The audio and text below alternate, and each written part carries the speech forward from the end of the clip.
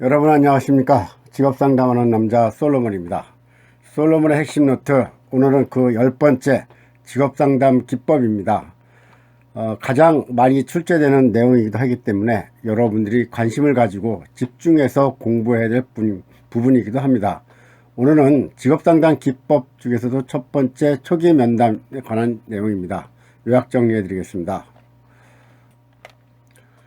먼저 직업상담 기법은 총 7가지가 있는데요. 1. 초기 면담에서부터 2. 구조화된 면담 3. 내담자 사정 4. 목표 설정 및 진로시간 전망 5. 내담자의 인지적 명확성 사정 6. 내담자의 정보 및 행동에 대한 이해 7. 대안 개발과 의사결정 총 7가지가 있습니다.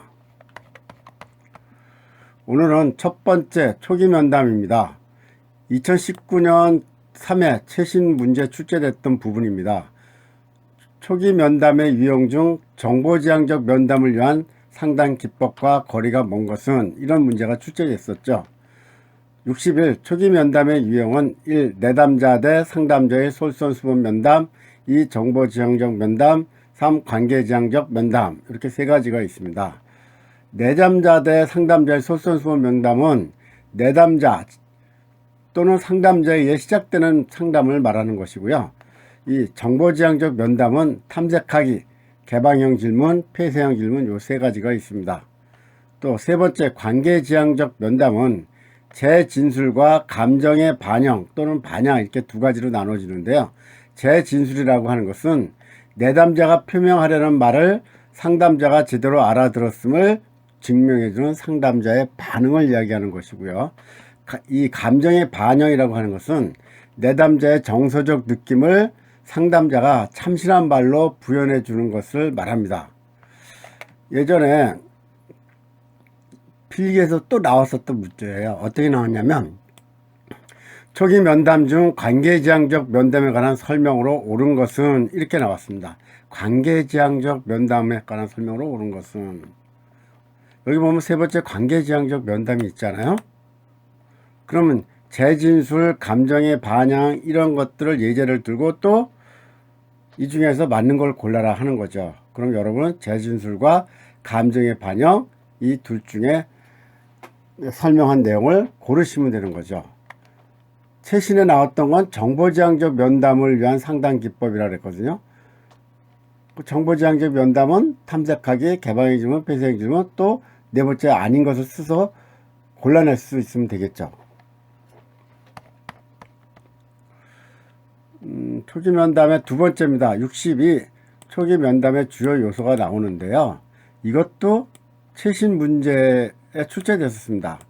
상담자가 길을 잃지 않고 마치 자신이 내담자 세계에서 경험을 갖는 듯한 능력을 의미하는 상담 기법은, 지금 여기 보면 초기 면담의 주요 요소에 총 9가지가 나오는데 이 중에 한 가지를 아느냐 모르느냐, 그걸 물어보는 거죠. 1. 라포 형성 2. 감정이입 3. 언어적 행동 및 비언어적 행동 4. 상담자 노출하기 5. 즉시성 6. 유머 7. 직면 8. 계약 9. 리허설. 라포 형성은 불안을 감소시키고 친밀감을 형성시키는 과정을 말하며, 감정이입이란 자신이 내담자 세계에서의 경험을 갖는 듯한 능력을 말합니다. 언어적 행동 및 비언어적 행동은 제가 말씀 안 드려도 알겠죠. 상담자 노출하기는 상담자에 대해서 다른 사람이 알 수 있도록 하는 것, 하지만 항상 필요한 것은 아니다, 이 뜻입니다. 5. 즉시성은 내담자의 느낌, 인상, 기대 등에 대하여 이해하고 대화를 나누는 것.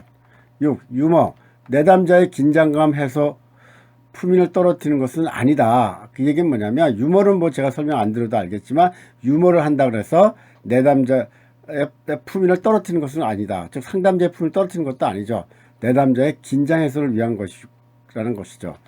7. 직면은 사람들이 무엇이 일어나고 있고 그 결과를 분명히 알도록 하는 것이다. 8. 계약은 목표 달성에 포함된 과정과 최종 결과에 초점을 둔다. 9. 리허설, 내담자에게 선정된 행동을 연습하거나 실천을 하도록 하는 것이다 했죠. 그럼 위에 문제에서 상담자가 길을 잃지 않고 자신이 내담자 세계에서 경험을 갖는 능력, 그건 뭐예요? 여기 내가 2번째 감정이입, 자신이 내담자 세계에서의 경험을 가는 능력, 감정이입. 그러니까 요 문제의 답은 감정이입을 골라내시면 되고요. 또 맨 밑에 예전에 기출이었어요. 내담자에게 선정된 행동을 연습하거나 실천하도록 하는 초기 면담은 마지막 9번째 리허설이죠.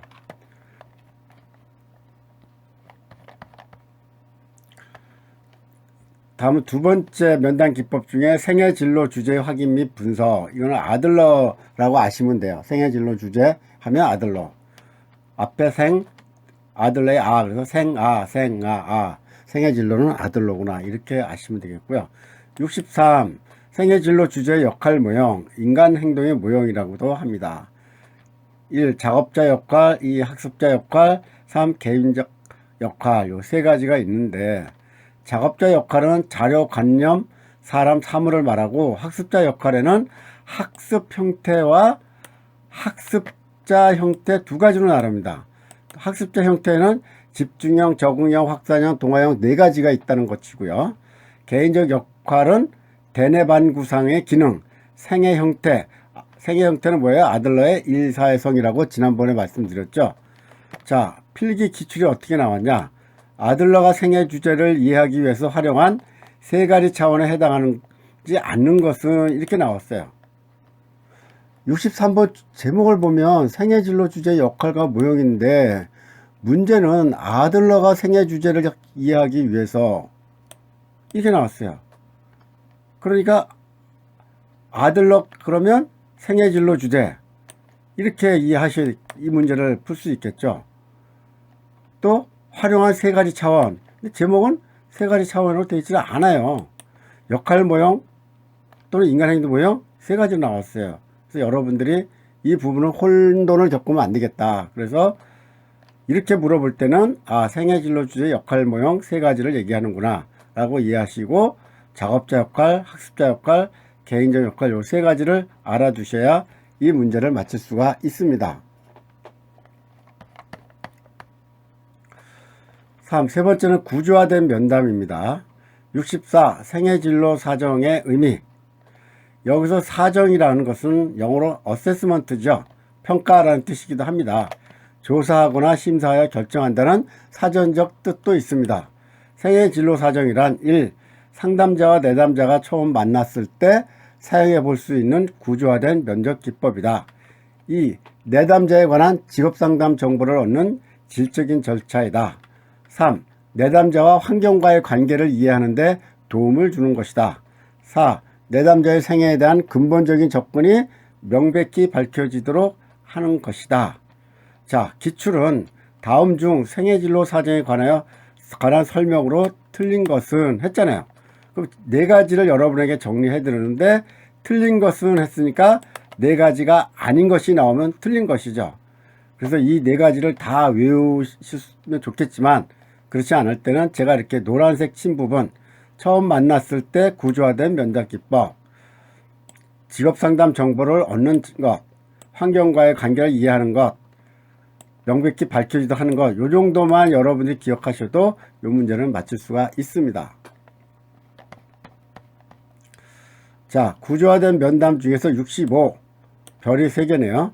생애 진로 사정을 통해서 얻을 수 있는 정보, 그러니까 생애 진로 사정을 통해서 얻을 수 있는 정보는 뭐냐? 네 가지죠. 1. 진로 사정, 2. 전형적인 하루, 3. 강점과 장애, 4. 요약. 진로 사정이라고 하는 것은 내담자의 직업 경험, 교육, 훈련 경험, 여가 활동 등을 파악하는 것이고 전형적인 하루는 내담자의 전형적인 하루 일과를 어떻게 보내는지 파악하는 것. 3. 강점과 장애라고 하는 것은 내담자 스스로 생각하는 세 가지 주요 강점과 장애를 파악하는 것. 4. 요약. 마지막 부분으로 면접 또는 상담을 통해서 알게 된 것을 요약하도록 하는 것. 좀 이해하기 쉽죠? 이거는. 자, 필기에서 어떻게 나왔냐? 다음 설명에서 생애진로 사정이 어느 부분에 해당하는가 이렇게 됐어요. 그렇게 나온 게 이 전형적인 하루였어요. 어떻게 나왔냐면 내담자의 전형적인 하루 일과를 어떻게 보내는지 파악하는 것은 어떤 정보인가? 그러면 이 네 가지 중에서 여러분은 전형적인 하루다. 이건 좀 쉽죠. 하루 일과니까 하루라는 말도 나오잖아요. 그렇죠? 실기에서는 생애진로 사정의 구조 네 가지에 대해 설명하시기로 했어요. 그러면 네 가지가 뭐예요? 진로 사정, 전형적인 하루, 강점 과정의 요약. 그래서 앞자 진전 강요, 진전 강요 요 네 가지를 쓰고 또 오른쪽에 있는 설명 부분을 쓰시면 여러분은 다 된 겁니다. 자, 구조화된 면담 중에 66 직업 가계도를 그릴 때 관심을 가져야 할 요인 직업 가계도가 나왔습니다. 자, 최신 문제였죠. 2019년 3회 직업 가계도를 그릴 때 관심을 가져야 할 요인과 가장 거리가 먼 것은 이렇게 했어요. 그럼 그 요인이 뭐냐? 여기 여섯 가지가 있네요. 1. 가족 구성원들의 진로 선택 형태와 방법. 2. 내담자가 성장할 때의 또래 집단 상황. 3. 가족의 경제적 기대와 압력. 4. 가족의 일의 가치. 5. 3 내지 4대 가게에 있어서의 대표적인 직업. 6. 전형적으로 두드러진 지위와 가치 서열화 이렇게 되어 있는데 이 문제에서는 앞에 3개를 하고 마지막 네 번째는 뭘 써놨냐면 특정 직업에 대한 가계 유전적 장애 이렇게 써요. 그러면 여러분들은 요 4번이 틀린 거죠. X친 부분 이걸 골라내시면 되고요. 또 예전 기출에 어떻게 나왔냐면 다음 중 내담자의 조부모, 부모, 형제, 자매 등의 직업들을 도회로 표시한 것은 이렇게 했어요. 그래 놓고 여러분은 직업가계도라고 찾아야 되는데 직업가계도라는 내용이 없어요. 그럼 여러분들은 제노그램은 바로 직업가계도라는 뜻이거든요. 그래서 직업가계도란 말이 없어도 제노그램이 나오면 그걸 체크하시면 됩니다. 다음 시간에는 네 번째 내담자 사정에 대해서 알아보도록 하겠습니다. 오늘은 상담 기법 중에서도 구조화된 면담까지만 하겠습니다. 여러분 오늘 수고 많이 하셨습니다. 안녕히 계십시오.